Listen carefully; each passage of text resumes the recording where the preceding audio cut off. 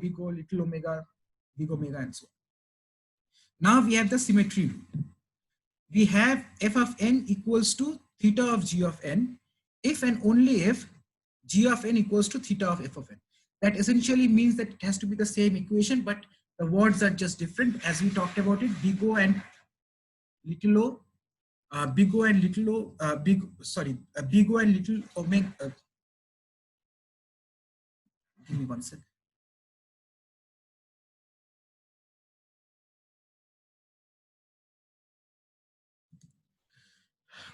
Big O and big omega, and we know that both of those equations have to be the same, right?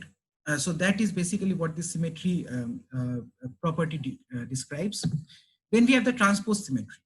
So f of n equals to big O of g of n if and only if g of n is also equals to big omega of f of n, right? So that is the applies that if we have a big O of certain function g of n, if we reverse those functions, it will become the big omega of that particular function.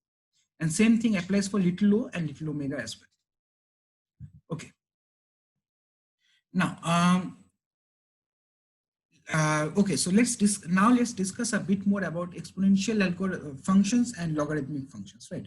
Because these functions crop up quite often in our analysis of our functions or algorithms. So when we say that we are talking about the log of a particular number, essentially we are saying that how many times can I have a number in order to get to 1, or how many times do I double the value of 1, so 1 becomes 2, 2 becomes 4, and so on, in order to get to the particular number n, right? So that is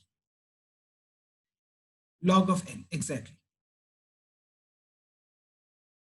Matt, could you expand on your question a bit? No, I thought you were asking a question, and I was thinking, is it log of... No. I was explaining the same thing that you are answering, basically. Gotcha. Okay. Yeah. So essentially, when we say log base 2 of 1 equals to 0, that basically means that we do not need to have any amount of time to get to 1. So 0 times. Log base 2 of 2, we can have it once, and that basically means that our value is going to be 1. We can have it once. That same rule applies for binary search algorithm as well. How many times can I have my entire array so that I can reach the particular single element? That is going to be ceiling of log n numbers, right? Log n times. That also applies the other way around.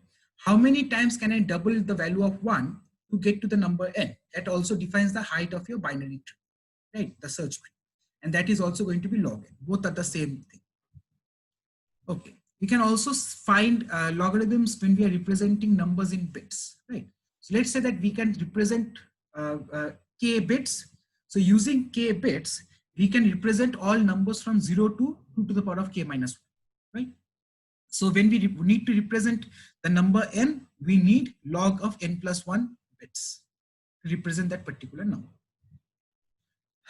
A few more logarithmic equations would be log n equals usually defines log base 2 of n. Natural logarithm of n, ln of n, usually represents the log base e of n. When we have the term log kn, that means that we are raising log of n to the power of k. So essentially we have some log value and we are just exponentiating that particular log value. We also have composite log values. Composite log values essentially means that log of n or log of n and so on. So here we have log of n. That essentially means that we first find out the log of this and then we find out the log of the entire thing. And that is log of in brackets 2n. So we are compositing two log functions and applying it to n. Similarly, log of composited k of n is log blah blah blah up to n. So can someone tell me what is log 2, 4, this particular equation here? Log 4 squared. And what is log 4? 2. And 2 squared becomes 4. So the answer for this one is 4. Does everyone agree?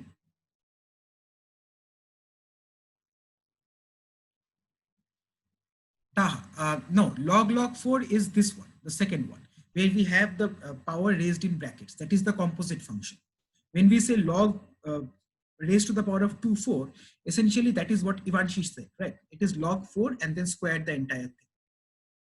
Okay, so log raised to the power of log squared 4, let's call it like that. Log squared 4 is going to be 4 because we have log 4 equals to 2 and 2 squared is 4.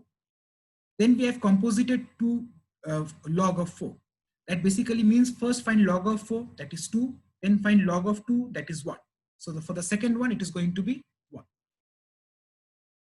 Does everyone agree?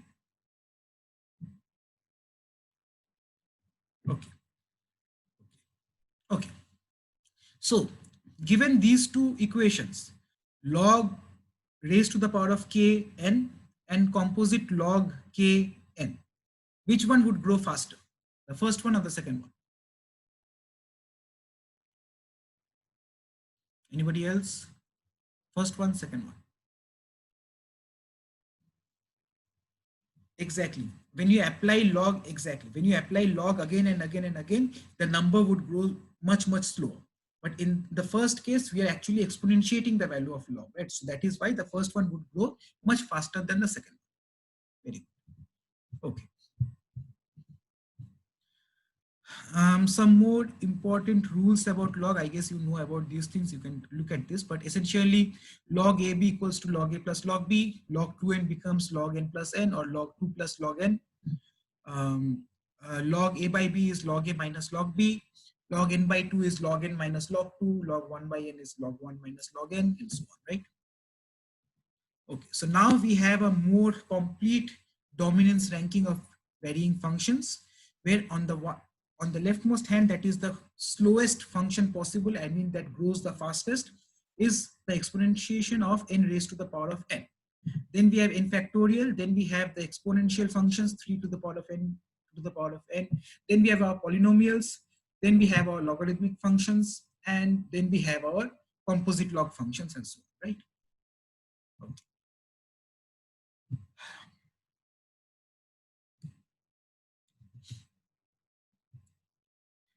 Now, let's talk about analyzing the complexity of a particular given algorithm, right? So when we say that we are going to analyze the complexity of a particular algorithm, we are talking about analyzing the worst case, the best case, and the average case. But more often than not, we are bothered about the worst case analysis of our algorithm. So worst case, as we know, provides the upper bound. Best case, as we know, is going to be the lowermost bound. An average case is a bit trickier, but that means that on average, your algorithm takes this amount of time. But that is trickier because we'll look into an example of this, but that is a bit tricky. So the general plan for analyzing time efficiency of a non-recursive algorithm is that first we need to decide that parameter or the input size, and then we figure out the most executed line, and that sort of defines the worst case versus the average case. We know about this. And this is a non-recursive algorithm, so it is going to be an iterative algorithm. Iterative algorithms usually have the form where we have T of n defines the time complexity of your algorithm, and it is usually going to be a summation of some value T, right? And T of I can change over time, that is fine as well. But essentially it is going to be a summation of the entire basic operation. Then we need to figure out that T of n has to be bounded by some function f of n, and what that function is depends upon the most executed line and the number of times we execute, right? So let's look at this particular example code here. So this is a code for, this is sort of a pseudo code for a function that figures out so that takes two arguments, a and n, where n is the size of your array and a is your array of numbers.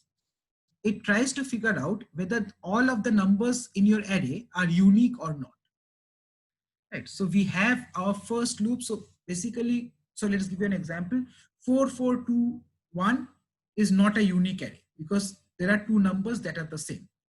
1, 2, 3, 4, an array of size 4 with numbers 1, 2, 3, 4 is a unique array because all numbers are unique. Okay, so we have our first for loop that goes from I to n minus 1. We have our second for loop that goes from I plus 1 to n. And then we have this particular condition check that basically checks if the ith element matches any of the j elements. If it does, it returns true that there is a repeated element here. And if it does not return anything, then it basically returns false. That means that no elements are being repeated, right? Okay. So in this situation, can someone tell me what is the best case of this algorithm?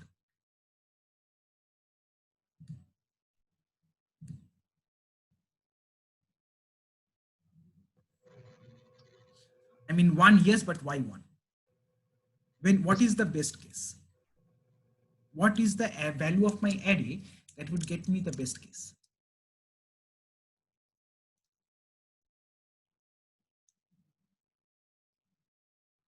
First two elements are the same, right? I mean, exactly. So if the first two elements are the same, the first time we enter this loop, we are comparing the first two elements and we are returning true, right? So that is the best case. We have big O of 1 because that is constant time. The worst case can be that there are no repeated elements at all. So the internal loop here basically initially runs for n minus 1 times, then runs n minus 2 times, then runs n minus 3 times, and so on until it reaches 1 time, right? So essentially that is an n squared complexity. So the worst case of this complexity, worst case of this algorithm is going to be n squared. Now, we have, let's say now we want to decide what the average case is. Now the average case for this particular algorithm is quite difficult to analyze. I mean, what would you consider as average for this particular problem? Any ideas, anyone? N. Why n, Matt? Just a wild guess, averaging guess. two. Assuming you'd only go through the list one time. Assuming that you can only go through the list one time, yes, but in essence, the worst case of this algorithm comes up in the sense that how far away are your first repeated occurrences, right? How many there are and how far away, and the distance between two repeated occurrences come from the fact that how are your repeated numbers distributed across your arrays, right? The naive way of finding the average case of your algorithm would be, I have my best case, that is theta of 1. I have my worst case, so to speak, theta of n squared. And we can basically divide the 2 and the n squared plus 1 by 2. And the worst case sort of becomes n squared, but that is not a correct answer, right? Because the average case can have, so that means that given a set of problems, let's say that given 100 problems, we can have an average case where the first two elements of 50 problems are the same. So that gives you the best case scenario for 50 problems. And that also potentially can give you 50 problems with the worst case scenario. So that now then you can say that the average case is still n squared. But now on average, if you receive such arrays that are usually the first two elements are the same, in that scenario, we cannot say anything about the average case, right? Now, basically that means that the average case comes from your assumptions of what type of arrays are you going to get usually. Does that make sense? Let me just type this thing up. Okay. So let's say out of